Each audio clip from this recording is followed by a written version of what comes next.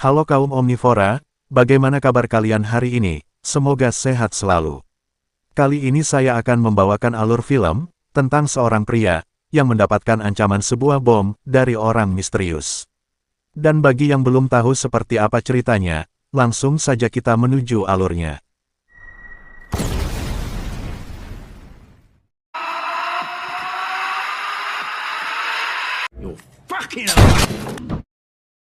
Kisah bermula di negara Jerman, lebih tepatnya di kota Berlin.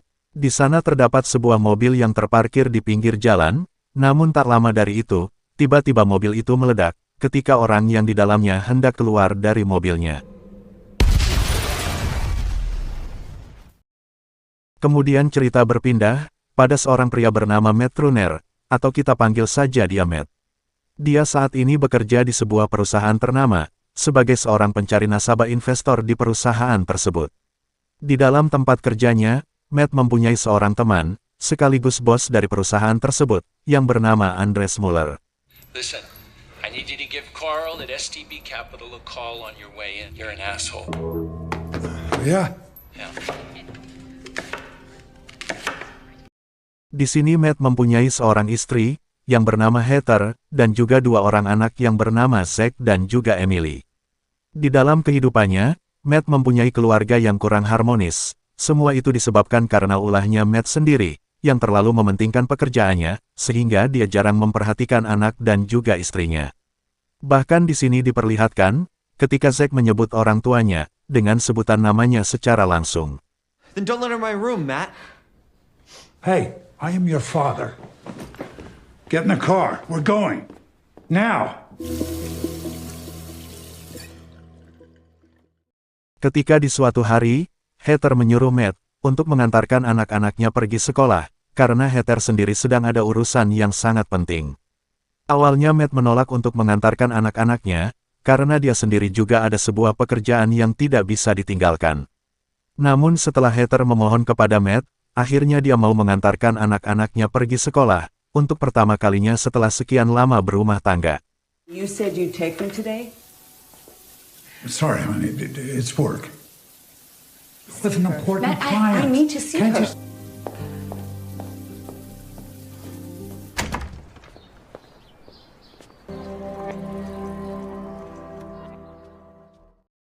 Singkat cerita, ketika sedang dalam perjalanan menuju ke sekolahan anaknya, tiba-tiba terdengar suara ponsel berdering.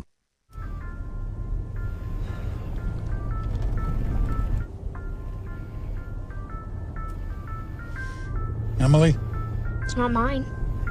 are you gonna answer that? It's not mine. Namun ternyata, itu bukan suara ponsel dari mereka bertiga. Kemudian Matt mencoba memeriksa, dan ternyata di dalam mobil itu terdapat sebuah ponsel misterius, dan juga terdapat panggilan nomor tak dikenal. Karena merasa penasaran dengan panggilan itu, Matt lantas mengangkatnya. Sorry, who is this? Hello? Di dalam panggilan itu, terdengar suara orang misterius, yang suaranya disamarkan. Kemudian si penelpon memberitahukan kepada Matt, bahwa ada sebuah bom yang dia pasang di dalam mobilnya. Dan bom itu sudah aktif ketika dia menduduki kursi mobil itu.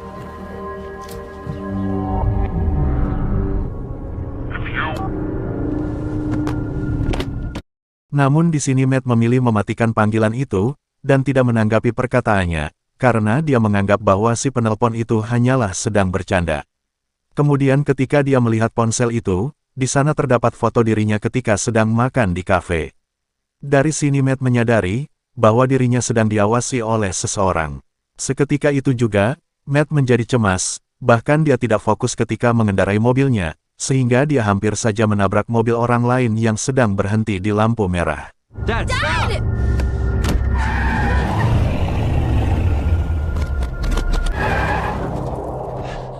You crazy? You just missed the... Lantas setelah itu, Matt membawa mobilnya menuju ke tepian jalan. Untuk memastikan apakah yang dikatakan si penelpon itu memang benar, kalau di dalam mobilnya dipasangi sebuah bom. Dengan meraba-raba dan juga menggunakan sebuah ponsel, Matt memfoto bagian bawah mobilnya.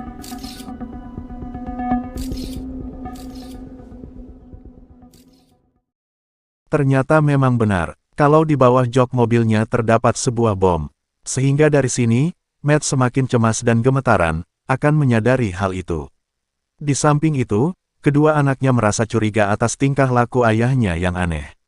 Sehingga membuat mereka berdua bertanya-tanya kepada ayahnya. Namun di sini Matt memilih diam, dan tidak memberitahukan apa yang sebenarnya sedang terjadi kepada kedua anaknya. No one.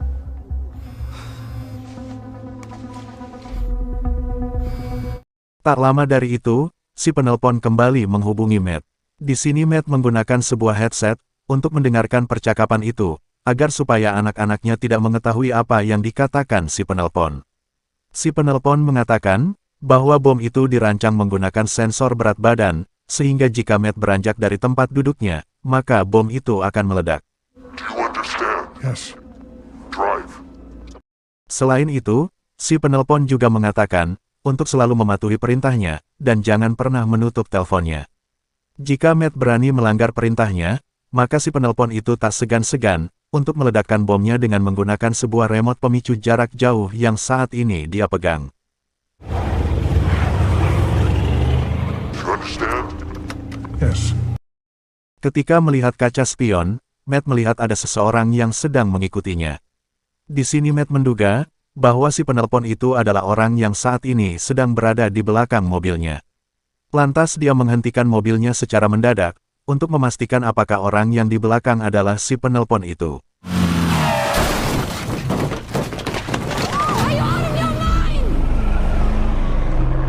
Ternyata orang itu bukanlah si penelpon, melainkan hanyalah warga sekitar yang sedang mengendarai sepeda motor. Kemudian si penelpon itu menyuruh Matt untuk membuang ponsel kedua anaknya di jalan. Awalnya mereka berdua menolak apa yang diperintahkan ayahnya. Akan tetapi, setelah ayahnya memberitahukan bahwa ada orang misterius yang memasang bom di mobilnya, dan akan diledakkan jika dia tidak mengikuti perintahnya, akhirnya mereka berdua mengikuti perintah ayahnya.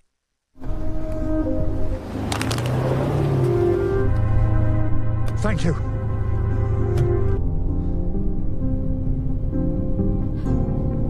Selepas kejadian itu, kedua anaknya bertanya-tanya kepada sang ayah. Kenapa si penelpon itu mau menyakiti mereka? Matt juga tidak mengetahui apa penyebab kesalahannya. Kemudian si penelpon itu mengirimkan sebuah alamat lokasi kepada Matt, agar supaya dia mendatangi tempat itu. Where are we going? Good. Now drive. To this location.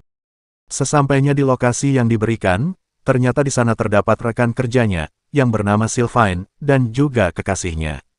Mereka berdua saat ini sedang berada di dalam mobil, yang ternyata di dalam mobilnya juga terdapat sebuah bom yang dipasang oleh seseorang, sama seperti yang Matt alami saat ini.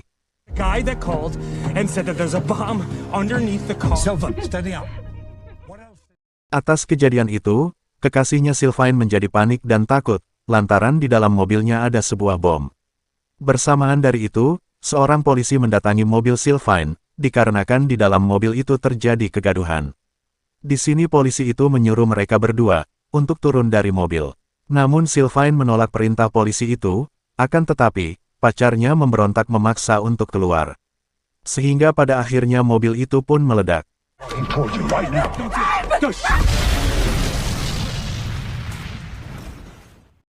Akibat ledakan itu, mereka berdua dan seorang anggota polisi tewas di tempat. Sedangkan Matt, dia segera kabur meninggalkan tempat kejadian. Namun tanpa dia sadari, sebuah kamera CCTV merekam kejadian yang baru saja terjadi. Di sini si penelpon dengan sengaja memperlihatkan kejadian itu, lantaran karena aksinya bukanlah hanya sekedar ancaman biasa. Want me to see that? So you won't have any doubts about my sincerity. Kemudian si penelpon itu menyuruh Matt untuk menghubungi istrinya, agar mengambil semua uang milik Matt yang saat ini tersimpan di bank. Namun sayangnya, nomor ponsel istrinya sedang tidak aktif. Kemudian dia mencoba menghubungi Christina, sahabat dari istrinya, siapa tahu dia sedang bersama Heather. Namun ternyata Heather sedang tidak berada di sana. Christina memberitahukan kepada Matt, bahwa saat ini Heather sedang mendatangi seorang pengacara perceraian, untuk mengurus surat perceraian dengan Matt. You haven't been there for her, Matt. She's a divorce attorney. Mendengar penjelasan dari Christina, Matt sangat terkejut. Kemudian Matt segera menghubungi pengacara dari istrinya, untuk meminta kepada sang pengacara, agar dia bisa berkomunikasi kepada istrinya. Di sini Matt memberitahukan kepada Heather, bahwa keselamatan anak-anaknya sedang terancam, dikarenakan di dalam mobilnya terdapat sebuah bom yang dipasang seseorang. Kemudian Matt menyuruh Heather, untuk mengambil semua uang miliknya yang berada di bank. Jika Heather berani meminta bantuan kepada polisi, maka bomnya akan langsung diledakkan.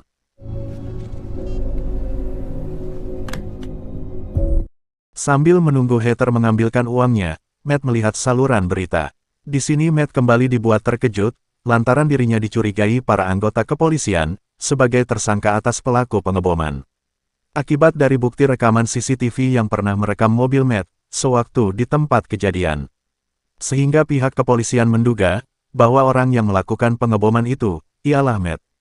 Polizei hat inzwischen bestätigt, dass der Fahrer des grauen SUV, der am Not at this time. Thank you and danke.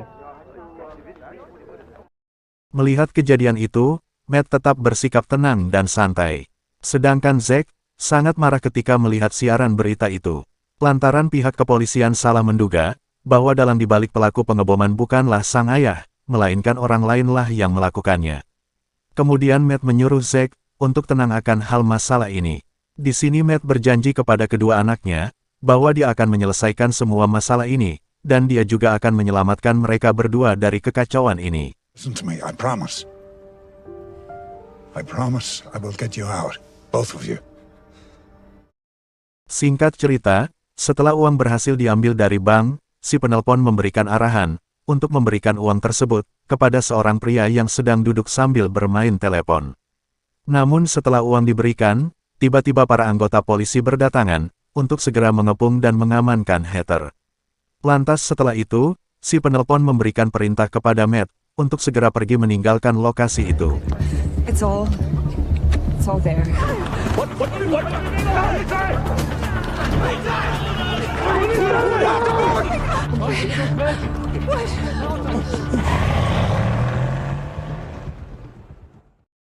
Ternyata dari kejadian tersebut, itu merupakan bagian dari rencana si penelpon. Lantaran agar para polisi semakin percaya, bahwa Matt-lah pelaku di balik pengeboman itu. Karena yang si penelpon inginkan, bukanlah uang pribadi milik Matt, melainkan dia menginginkan dana gelap investor, yang Matt miliki bersama Andres. Sebuah uang jaminan darurat sebesar 208 juta euro, atau sekitar 3,4 triliun, yang saat ini disimpan di Bank Dubai. Mendengar dari itu, Matt sangatlah terkejut, lantaran bagaimana si penelpon bisa mengetahui uang itu, padahal yang mengetahui dana gelap itu, hanyalah Matt dan juga Andres. 208 million euros emergency collateral. Slush fund that you and Anders have.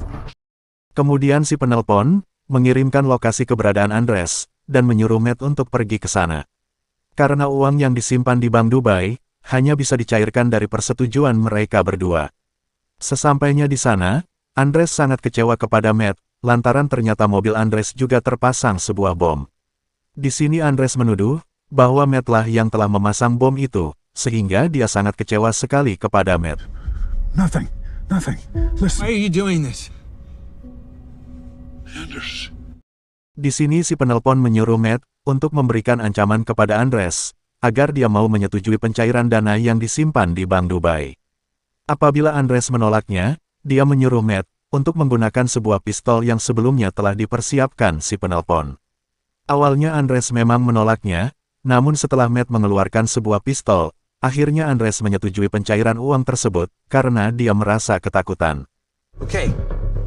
I'm doing what you want, alright? Oh God, forgive me. That. Okay. It's done. Kini uang di Bank Dubai, hampir berhasil dicairkan, hanya tinggal Matt-lah yang harus membuat persetujuan pencairan dana tersebut. Namun saat bersamaan dari itu, ketika sebuah kereta melintas, tiba-tiba bom di dalam mobil Andres meledak.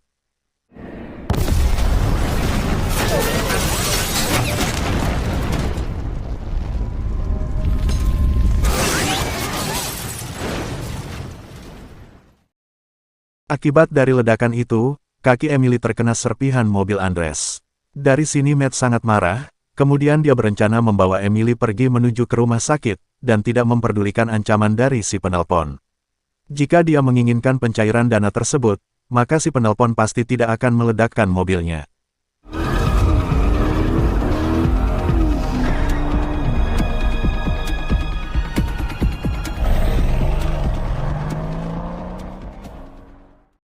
Namun saat perjalanan menuju rumah sakit, para anggota kepolisian berhasil menemukan mobil Matt. Sehingga dari sini, aksi kejar-kejaran di jalanan pun terjadi.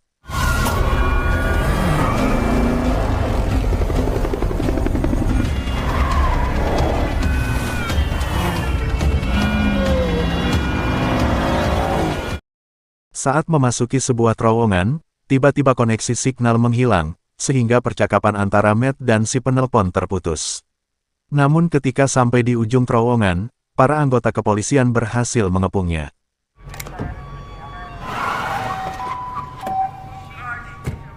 Di sana terdapat beberapa penembak jitu, dan juga seorang petugas penjinak bom. Selain itu, ternyata Heather juga berada di sana. Kemudian seorang kepala kepolisian bernama Angela, mendekati Matt, untuk mengajaknya berkomunikasi. Di sini Angela menuduh Matt, bahwa dialah tersangka pelaku pengeboman yang saat ini sedang terjadi, dan mengapa Matt menghabisi rekan-rekan kerjanya. Kemudian Matt menjelaskan hal yang sebenarnya terjadi. Namun di sini Angela tidak mudah mempercayai penjelasan dari Matt. Under our seats, there are pressure triggers. Trust, Matt. I need trust. I didn't do this. I didn't set off those bombs. Okay, understood. Kemudian setelah anak-anaknya berhasil diselamatkan, Matt memohon kepada Angela, agar dirinya bisa berkomunikasi dengan istrinya. Matt mengatakan pada Heather, bahwa dalang dari semua ini bukanlah dirinya, namun Heather juga tidak mempercayai perkataan suaminya, dia justru menyuruh Matt, untuk menyerah saja dan mengaku kepada polisi.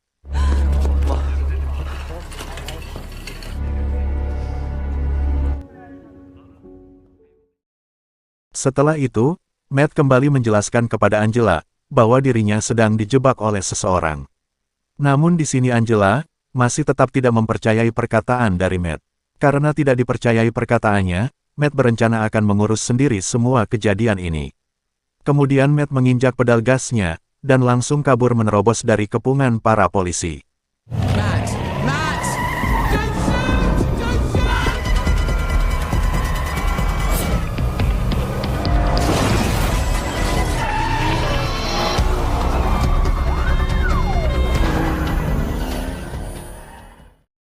Setelah signal ponsel kembali, si penelpon kembali menghubunginya. Di sini Matt mengatakan kepada si penelpon, bahwa jika dia menginginkan uangnya, maka mereka harus bertemu secara langsung. Kemudian si penelpon menyetujuinya, dia mengirimkan sebuah alamat kepada Matt. Lantas Matt segera menuju ke sana.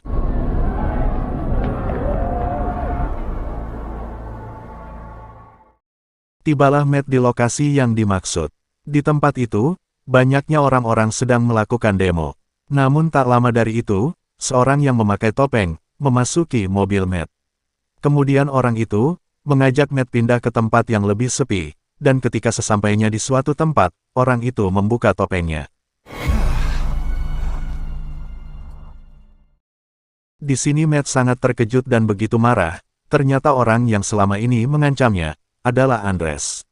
Matt mengira, bahwa Andres telah mati ketika ledakan mobil. Namun ternyata, itu semua merupakan settingan bagian dari rencananya. Andreas melakukan semua ini, karena dia ingin menguasai semua uang gelap investornya yang saat ini tersimpan di Bank Dubai. Dan juga mengkambing hitamkan Matt, sebagai pelaku pengeboman dan penggelapan dana, agar supaya para polisi tidak mencurigai Andreas lah, yang telah melakukan penggelapan dana itu. Selain itu, Andreas juga memiliki remote pemicu bom, dan juga bukti ancaman dari Matt, yang akan dia gunakan jika Matt berani melawan dirinya. Anders, I will kill you. You did this all for money. The bombs, the money, it all points to you. Mendengar dari itu, Matt sangatlah marah.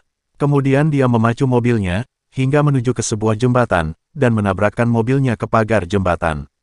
Sehingga membuat mobilnya miring dan tersangkut di pagar jembatan itu.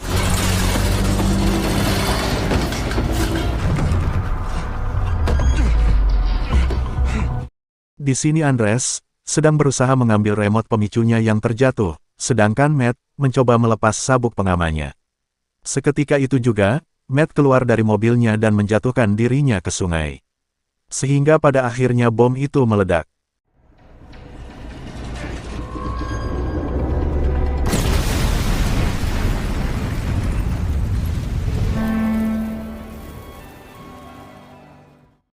Akibat dari ledakan itu, Andres tewas di tempat. Di akhir cerita, Matt pun terbebas dari tuduhan kasus pengeboman. Semua itu berkat dari kesaksian anaknya, yaitu Zack. Dan pada akhirnya, Matt tidak jadi bercerai dengan istrinya, sehingga mereka kembali membangun hubungan rumah tangga yang lebih harmonis. Kemudian cerita pun tamat. Sekian dari saya, mohon maaf apabila ada kesalahan kata dalam video ini. Terima kasih dan sampai jumpa. Salam pengangguran Indonesia.